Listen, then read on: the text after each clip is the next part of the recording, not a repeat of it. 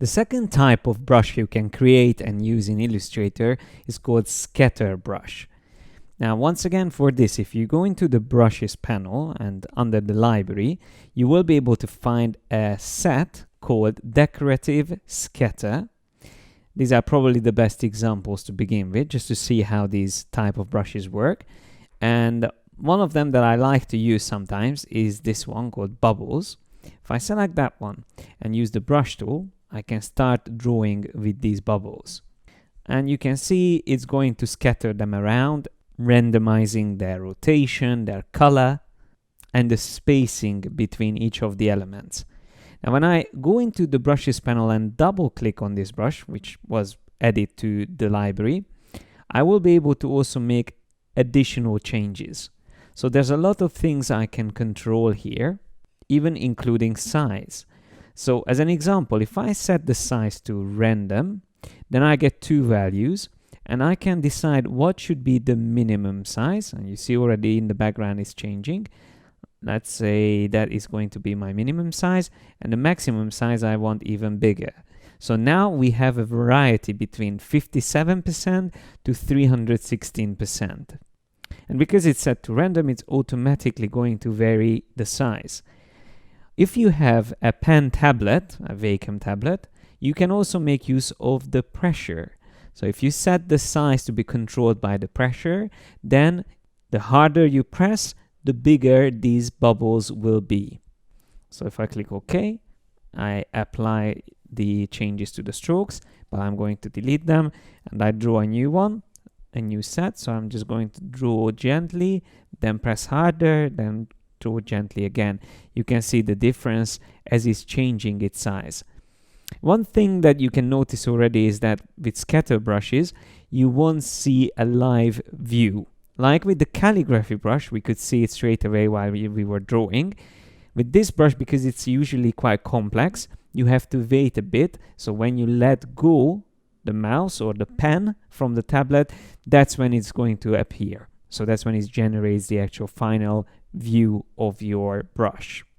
Now let's try to set up a custom scatter brush. So I'm going to delete this one here, and notice that I have a couple of trees here that I designed, and these are the ones that I'm going to use for my scatter brush.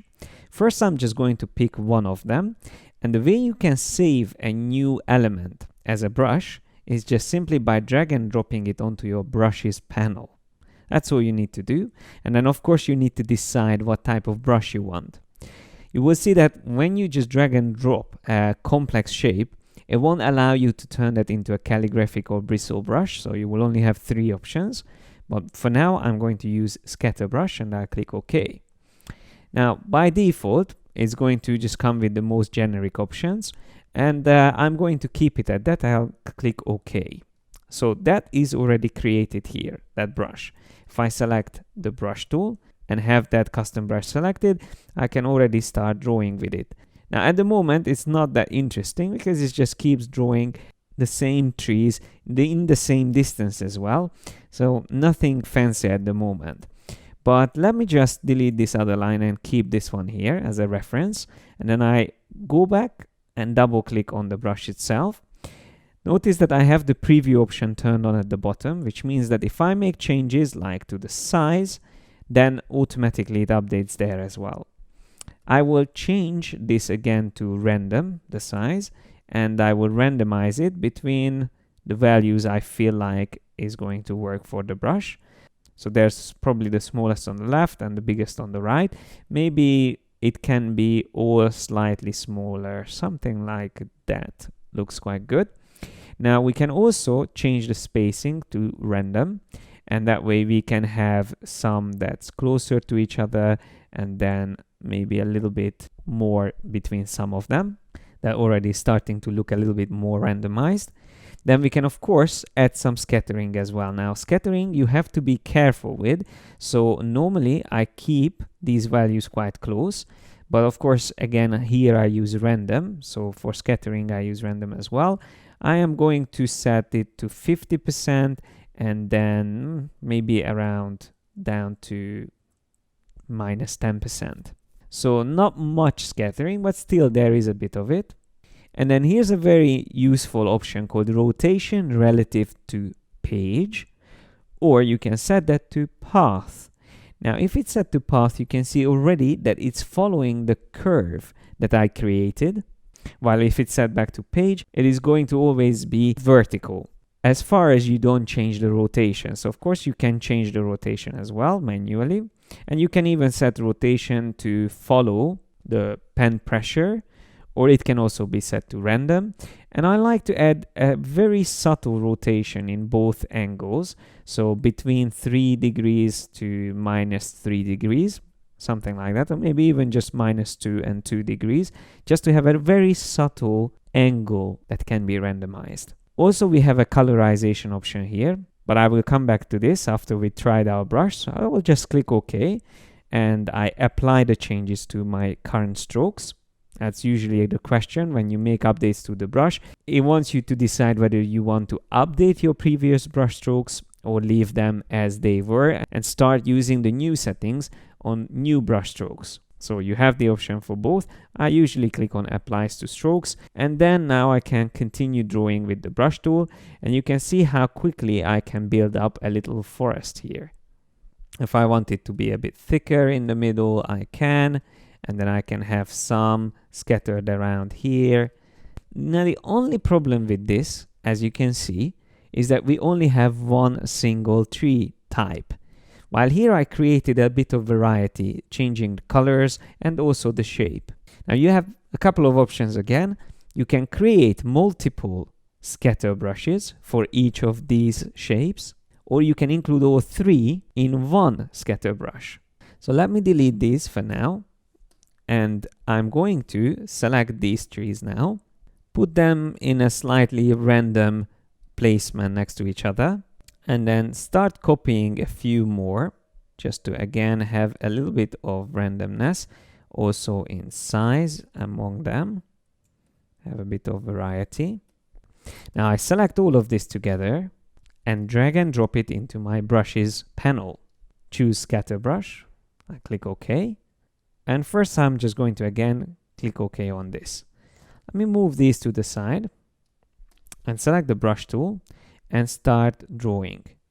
Now that's already a little bit more randomized, but once again we can put to use all the settings that we have. So if I double click on this brush, I can change the size to random and then control it again. So probably smaller will work better, something like that, just a bit of randomness. Spacing can be again set to random. Let's try to keep them close to each other. So we want to build a thicker forest, but not too thick, of course. Yeah, something like that looks quite good. Then we can also add a bit of scatter. So going up and down slightly. Yeah, that might be a little bit too much. Yeah, that's good. And then once again, rotation I set to random, and we add a subtle rotation in both directions, just like that. And that's probably going to work quite nicely. So we can click OK and apply to strokes the changes that we've done. But I'm going to actually delete these and start painting fresh. So I have the brush selected and I can start adding the trees in. Now, when I feel like I need to add a few of the other ones, I just select that, and some odd ones I can always add in. So have a little bit of variety, that helps as well. So you can see when you have multiple brushes, you will be able to achieve really good result with a little bit of playing around with the settings. And there's 2 more things I wanted to show you. One is that with the stroke size, you can actually control how big the shapes will be. So let me show you. This is going to be 1 point. Then I'm going to reduce it down to 0.5. And then I reduce it down to 0.25. So you can always make amends without actually changing the settings, just by updating the stroke size, how big you want each of your brush strokes to be. Another important option is the color. If you pick a different color, let's say purple, and you draw, that doesn't affect your shapes by default. But if you go into the settings on the brush itself. So I double click on that and change the colorization method to tints, for example, and I click OK. So now on the new one, you can see immediately that my settings are applied. So the color I picked is now blended into the brush strokes. So this is really all you need to know about scatter brushes, and feel free to experiment with these settings and come up with your own custom brush ideas.